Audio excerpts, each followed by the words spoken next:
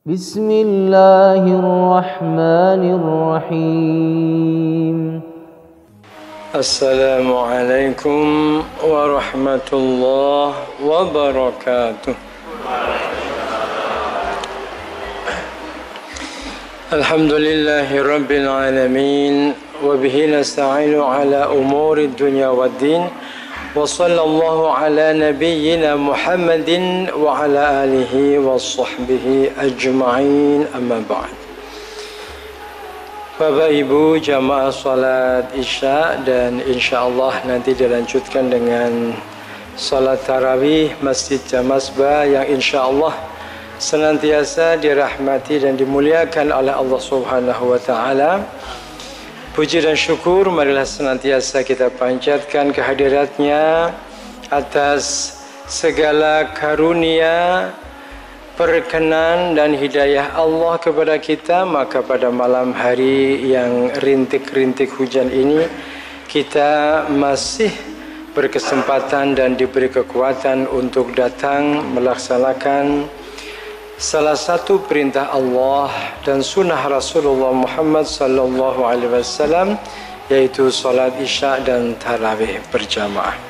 Semoga Allah mencatat jamaah kita ini sebagai amal solih yang berbuah sorga besok di yaumil qiyamah. Allahumma amin. Salawat serta salam semoga senantiasa tercurah kepada junjungan kita Nabi Allah Muhammad sallallahu alaihi wasallam yang kita harapkan syafaat beliau besok di yaumil qiyamah. Allahumma amin.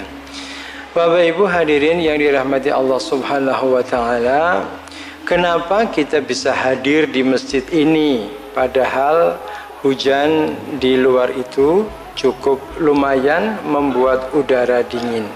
Kira-kira sebabnya kenapa Bapak Ibu kita bisa hadir di masjid ini? Kenapa?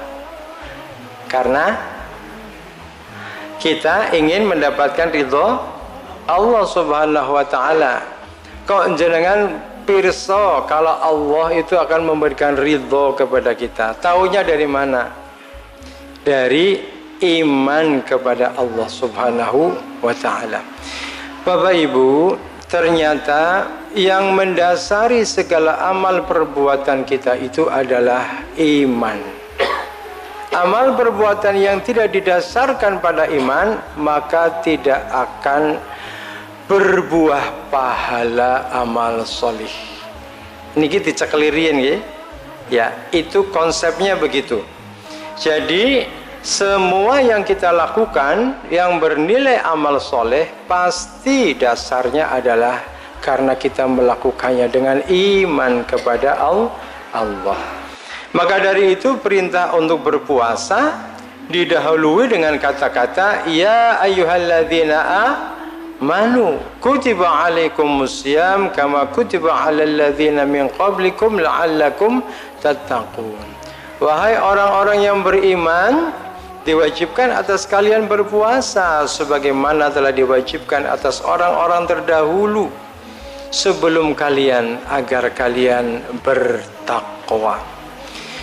Sehingga puasa kita itu akan berbuah amal solih, akan menjadi amal solih dan mendapatkan pahala serta ridha Allah itu apabila kita melakukannya dengan iman kepada Allah. Sebuah amal yang tidak kita lakukan dengan iman maka sia-sialah amal itu. Iman kepada Allah ini merupakan kunci daripada amal perbuatan kita. Pada malam hari ini saya diberi judul Rasulullah Muhammad sallallahu alaihi wasallam adalah orang yang paling banyak sedekahnya di bulan Ramadan. Bapak Ibu hadirin yang dirahmati Allah Subhanahu wa taala, kita sebagai umat Islam itu harus menjadikan Rasulullah sebagai uswatun hasanah. Leres napa mboten? Kita harus menjadikan Rasulullah itu sebagai suri tauladan kita, sosok yang wajib kita tiru. Jangan kita berkreativitas mencari sosok-sosok yang lain. Rasulullah Muhammad sallallahu alaihi wasallam sudah cukup sebagai contoh dan sebagai suri tauladan buat kita. Bahkan Allah di dalam surat Al-Ahzab ayat 21 Allah berfirman, laqad kana lakum fi rasulillahi uswatun hasanah. Telah ada pada diri Rasulullah itu adalah suri tauladan yang baik. Jadi kita sebagai umat Rasulullah diperintahkan oleh Allah untuk menjadikan Rasulullah sebagai suri tauladan. Pertanyaannya, apakah semua orang Islam sudah menjadikan Rasulullah sebagai suri tauladan? Sampun apa dereng? Dereng. Kira-kira yang sudah menjadikan Rasulullah sebagai suri tauladan dan yang belum, itu lebih banyak mana Bapak Ibu?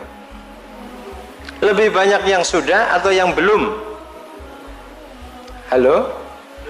Belum ya? Ya. Kalau jamaah Masjid Jamasbah kira-kira sudah apa belum? Insya Allah sudah ya? Allahumma amin. Laqad kana lakum fi rasulillahi uswatun hasanah. Ada kelanjutannya.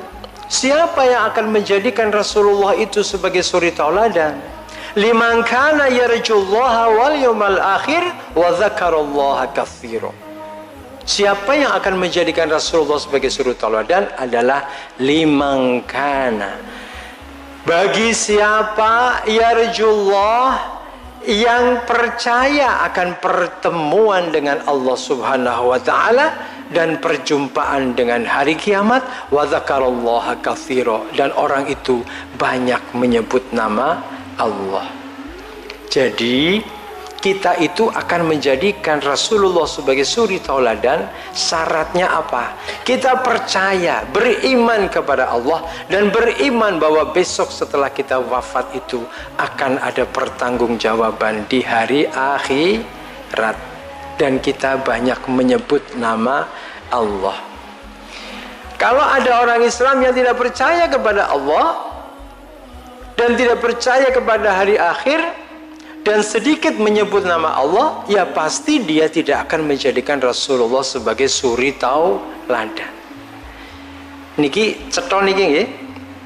Jadi syaratnya kita menjadikan Rasulullah sebagai suri tauladan itu adalah bahwa kita harus jadi orang yang beriman terlebih dahulu. Nah, Bapak Ibu hadirin yang dirahmati Allah Subhanahu wa taala, tujuan daripada puasa kita itu la'allakum tattaqun, agar kita jadi manusia yang bertakwa.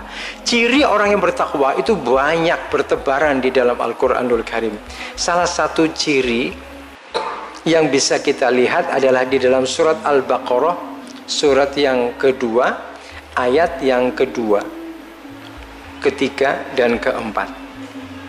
Zalikal kitabu la raiba fi hudal lil muttaqin. Kitab ini Al-Quran tidak ada keraguan sedikit pun. Sebagai apa? Petunjuk bagi orang yang bertakwa. Siapakah orang yang bertakwa itu? Alladzina yu'minuna bil ghaib.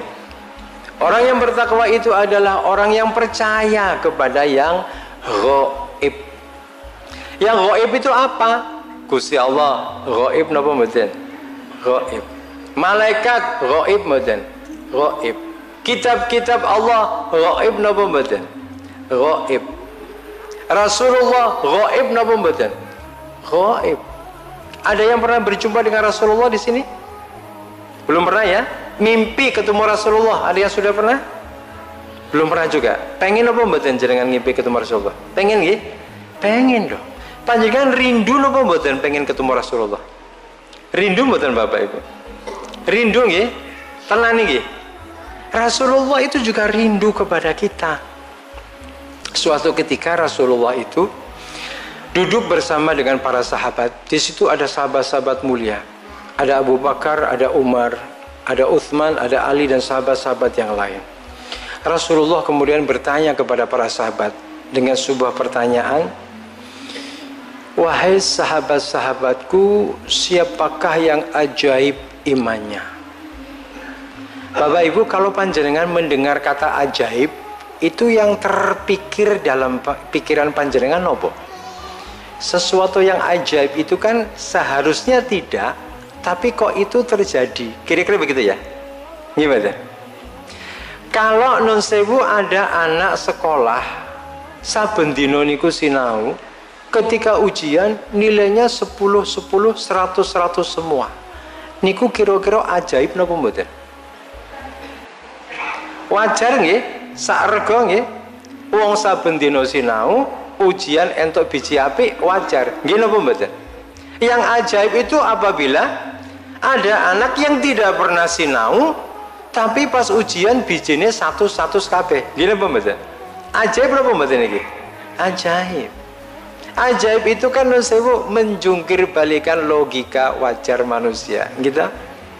Rasulullah bertanya, wahai para sahabat, siapakah yang ajaib imannya?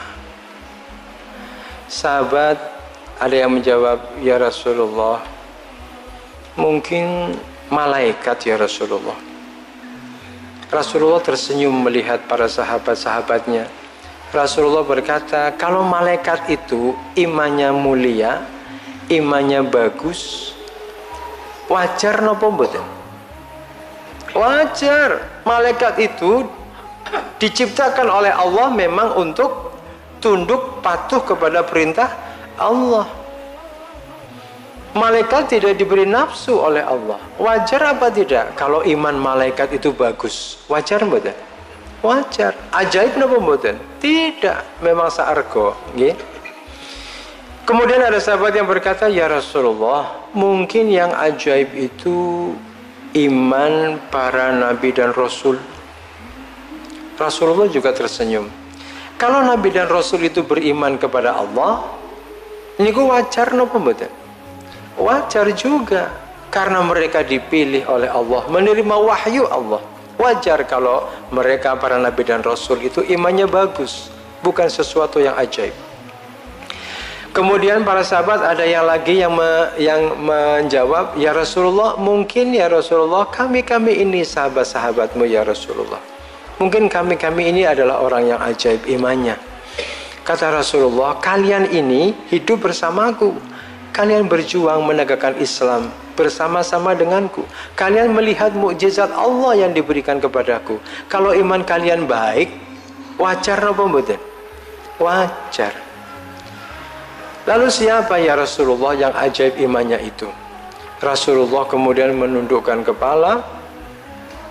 Kemudian dilihat oleh para sahabat, hadirin jamaah yang dirahmati Allah. Rasulullah itu menangis, meneteskan air mata sampai janggut beliau, jenggot apa janggut? Jenggot nggih. Sampai jenggot beliau itu basah oleh air mata. Kemudian para sahabat bertanya, ya Rasulullah, kenapa engkau menangis ya Rasulullah? Rasulullah bersabda, ketahuilah, yang ajaib imannya itu adalah orang-orang yang hidup jauh setelah aku meninggal dunia. Mereka tidak pernah berjumpa dengan aku, tetapi mereka beriman kepada Allah dan beriman kepadaku. Mereka mengikuti sunnah-sunnahku. Mereka mengikuti perintah-perintahku. Rasulullah kemudian meneruskan sabdanya, sungguh aku rindu ingin berjumpa dengan mereka. Bapak Ibu, kinten-kinten nun sewu yang dimaksudkan dengan Rasulullah orang yang ajaib imannya niku sinten? Siapa? Orang yang hidup jauh setelah Rasulullah meninggal, tapi mereka beriman kepada Allah, beriman juga kepada Rasulullah. Mereka juga mengikuti sunnah-sunnah Rasulullah dan patuh kepada perintahnya karena imannya kepada Allah dan Rasulnya. Siapakah yang dimaksud oleh Rasulullah itu Bapak Ibu? Kita, ya? Kita ini adalah orang yang hidup jauh setelah Rasulullah wafat. Apakah ada yang pernah berjumpa dengan Rasulullah? Tidak. Bermimpi ketemu Rasulullah pun tidak pernah. Tapi kita datang ke Masjid Jamasbah ini meskipun hujan-hujan. Kenapa? Karena iman kepada Allah dan Rasulnya. Jadi kesimpulannya, apabila kita ingin mengikuti Rasulullah bersedekah di bulan Ramadan ini, maka iman kita harus bagus, iman kita harus benar, iman kita kepada Allah dan kepada hari akhir harus dipupuk terus agar kita bisa membuahkan amal-amal soleh di bulan suci Ramadan. Nah, Bapak Ibu hadirin yang dirahmati Allah Subhanahu wa taala, lalu bagaimana dengan sedekah Rasulullah? Kira-kira nun sewu, orang yang paling baik sedekahnya di dunia ini sinten? Tidak lain dan tidak bukan ada Rasulullah Muhammad sallallahu alaihi wasallam. Bapak Ibu, Rasulullah itu kalau malam hari ada harta atau makanan di rumah, beliau tidak bisa tidur. Kira-kira awake dhewe ngaten niku napa mboten? Kalau kita masih punya harta di rumah, punya makanan, kita bisa tidur apa tidak? Tidak bisa tidur. Oh, lah niku yo slenco nggih. Nek kula mboten iso turu, berarti padha kali Rasulullah apa mboten? Nggih. Insyaallah meh padha. Tapi ada yang berbeda. Kalau Rasulullah itu nggak bisa tidur gara-gara ingin mensedekahkan hartanya supaya tidak ditinggal tidur, gini apa mboten? Tapi kalau kita tidak bisa tidur kalau kebanyakan harta karena takut kemalingan. Beda. Rasulullah malam hari mensedekahkan dinar dan dirhamnya dan seluruh makanan-makanan yang ada di rumah, sehingga pada pagi hari beliau lapar dan ingin sarapan, bertanya kepada Siti Aisyah, "Ya Khumairah, wahai istriku yang pipinya putih kemerah-merahan, apakah ada makanan untuk sarapan kita pada pagi hari ini?" Siti Aisyah menjawab, "Tidak ada ya Rasulullah, kan tadi malam sudah engkau sedekahkan semuanya." Apa kemudian jawab Rasulullah? "Ya sudah, kalau begitu aku akan berpuasa hari ini." Itu puasa sunnah ya. Kenapa? Karena nawa itu niatnya itu setelah subuh. Bapak Ibu hadirin yang dirahmati Allah Subhanahu wa taala, Rasulullah niku janjane wong sugih napa wong melarat? Panjenengan sering apa tidak mendengar kalau Rasulullah itu sampai mengganjal perutnya dengan batu-batu karena lapar? Pernah mendengar kisah itu? Pernah ya? Suatu ketika dalam sebuah sholat, para sahabat itu pada tidak konsentrasi sholatnya. Kenapa? Karena dari imaman dari depan terdengar bunyi keletak-keletuk, keletak-keletuk. Setelah sholat selesai, Umar bin Khattab yang paling ingin tahu apa yang terjadi pada diri Rasulullah, yang menjadi sumber suara keletak-keletuk, keletak-keletuk. Kemudian Umar bin Khattab bertanya kepada Rasulullah, "Ya Rasulullah, engkau sakit?" "Enggak. Tapi tadi ada terdengar suara ya Rasulullah, keletak-keletuk niku nopo? Engkau sakit?" "Enggak. Tapi tadi jelas sekali ya Rasulullah, suaranya terdengar ya Allah, semuanya pada mendengarkan. Apakah engkau sakit?" "Enggak." "Terus apa ya Rasulullah? Apa yang menimbulkan sumber suara itu?" Rasulullah kemudian membuka jubahnya dan terlihatlah di perutnya itu ada batu-batu yang diikat dengan tali. Umar bin Khattab kemudian bertanya, "Ya Rasulullah, apa yang engkau lakukan dengan batu-batu itu?" Apa jawab Rasulullah? "Aku lapar. Aku menahan lapar ini dengan batu-batu ini." Umar bin Khattab kemudian berkata, "Ya Rasulullah, alangkah hinanya engkau menganggap kami ini sahabat-sahabatmu ya Rasulullah. Kalau engkau berkata membutuhkan makanan, pasti akan kami kirim makanan." Rasulullah ngendika, "Aku tahu, jangankan cuma makanan, nyawa saja pasti kamu akan berikan untukku." Ya, kenapa? Karena para sahabat Rasulullah itu ikut berperang 27 kali. Rasulullah itu berperang melawan orang-orang kafir. Dan para sahabat itu menyerahkan nyawanya untuk Islam, untuk Allah dan untuk Rasulnya. "Tapi aku malu," kata Rasulullah. dan aku menjaga harga diriku. Pertanyaannya kemudian, Rasulullah niku janjane sugih napa melarat toh? Kok sampai untuk makan saja tidak bisa sampai menahan lapar seperti itu? Kira-kira pripun jawabannya Bapak Ibu? Rasulullah itu kaya raya. Bahkan ketika Rasulullah menikah dengan Siti Khadijah, Siti Khadijah itu menikah dengan Rasulullah itu suami keberapa? Rasulullah itu suami keberapa? Suami ketiga Siti Khadijah. Siti Khadijah itu anaknya orang kaya. Orang kafir Quraisy itu kaya-kaya Bapak Ibu. Siti Khadijah dapat warisan dari orang tuanya yang juga kaya raya. Kemudian dia menikah dengan konglomerat suami yang pertama. Suami yang pertamanya meninggal dunia pada waktu masih muda. Kemudian suaminya meninggalkan harta yang banyak. Kemudian Siti Khadijah menikah untuk yang kedua kalinya dengan konglomerat juga. Meninggal dunia juga, harta warisan suaminya juga diambil oleh Siti Khadijah. Maka dari itu Siti Khadijah tidak menikah-nikah. Kenapa? Karena takut 2 kali menikah suaminya meninggal dunia. Menjanda lama dan akhirnya berjodoh dengan Rasulullah Muhammad Sallallahu Alaihi Wasallam. Siti Khadijah itu 2 kali menikah konglomerat semua. Kira-kira Siti Khadijah niku ayu napa mboten, Bu? Ayu. Ayune pol-polan apa mboten? Pol-polan. Nek dibandingkan kali jamaah putri jamaah Masbah ayu pundi? Ayu Siti Khadijah. Nggih, makanya dapatnya suaminya juga hebat-hebat. Tetapi harta Rasulullah yang waktu itu pengusaha muda dan Siti Khadijah ludes, habis. Bahkan Siti Khadijah ketika mau meninggalnya dalam sakaratul maut itu, dia memanggil Fatimah.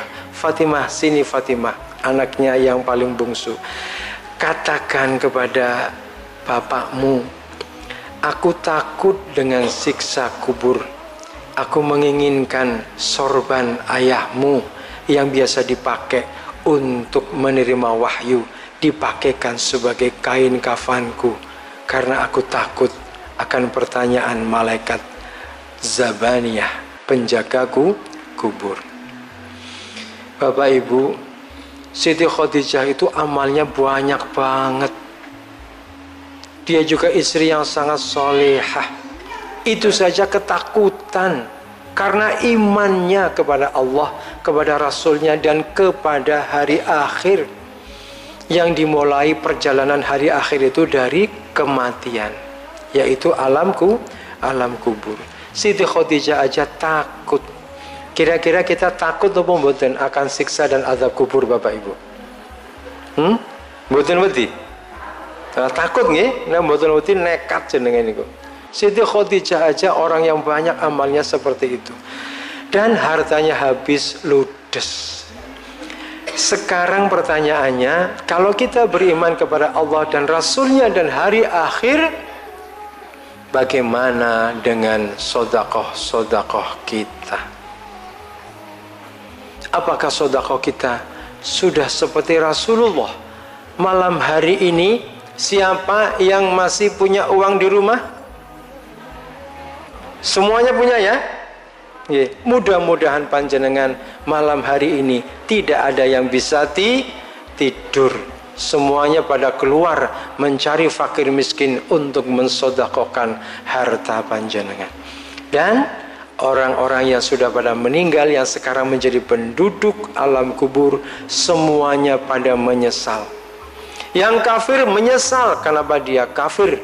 Yang beriman, yang mukmin juga menyesal kenapa amalnya cuma sedikit.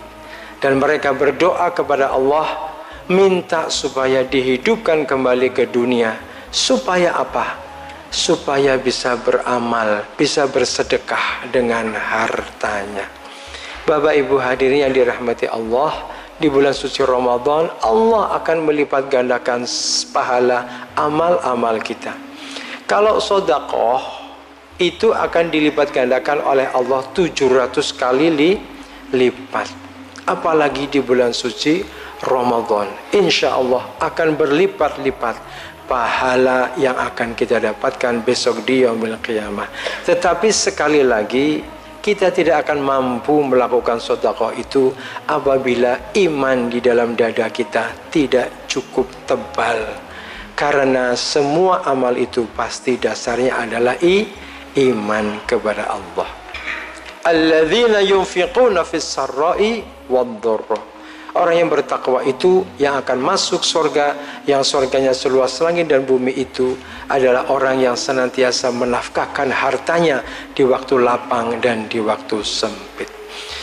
Bapak Ibu hadirin yang dirahmati Allah, semoga Allah memberikan kita petunjuk dan kekuatan agar kita bisa bersedekah sebanyak-banyaknya di bulan suci Ramadan, agar kita tidak menjadi orang yang rugi dan melewatkan Ramadan begitu saja tanpa amal soleh.